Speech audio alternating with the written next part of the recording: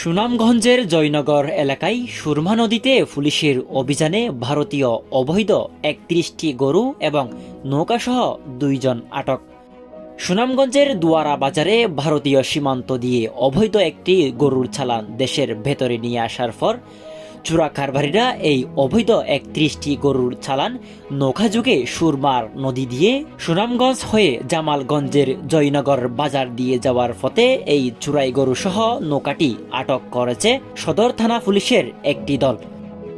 আজ বুধবার বিকেলে সুনামগঞ্জ সদর থানার এসআই মাহমুদুল হাসানের নেতৃত্বে পুলিশের একটি দল গোপন সংবাদের ভিত্তিতে সুনামগঞ্জ থেকে সুরমা নদী দিয়ে জামালগঞ্জের জয়নগর এলাকায় যাওয়ার সময় জয়নগর বাজারে নদীতে চোরা কারবারি চক্রের 2 চোরা কারবারি এবং অবৈধ ৩১টি ভারতীয় গরুর চালান সহ নৌকাটি আটক করে।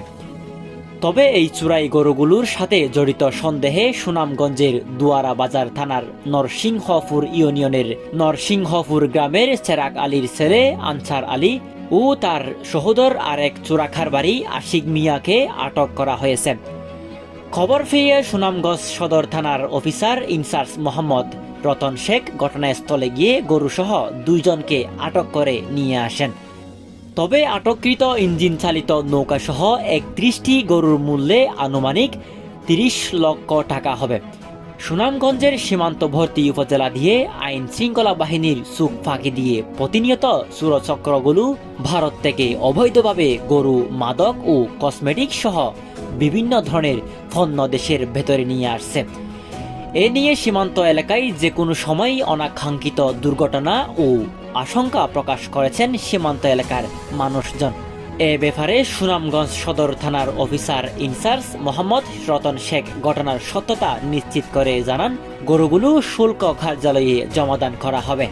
তবে এই ঘটনায় নিয়মিত মামলা করা হচ্ছে যাতে নির্মূল করা যায় সেই কাজ আমরা করছি।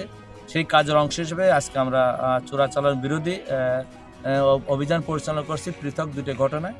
একটা ঘটনায় বিপুল পরিমাণ ভারতীয় পণ্য সামগ্রী আমরা হেফাজতে নিয়েছি, এখনো পর্যন্ত সেগুলো গণায়ন চলছে।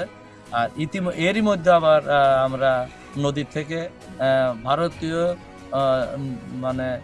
কাগজবিহীন ভারতীয় গরু আমরা 31টা কাগজবিহীন অবস্থায় কাগজপত্রবিহীন অবস্থায় আমরা হেফাজতে নিয়েছি এবং 2 জন জিজ্ঞাসাবাদের জন্য আমরা এই গরুর সঙ্গে 2 জন পাইছি।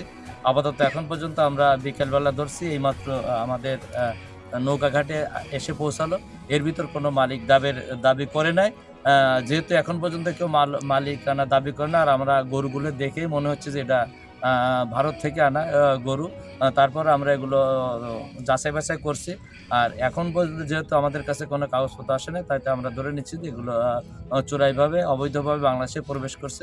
তো এই সংক্রান্তে আমরা নিয়মিত মামলা রুজু করব এবং আমাদের এই বিষয়টা আমাদের ঊর্ধ্বতন অফিসারদের সাথে আমরা কথা বলছি।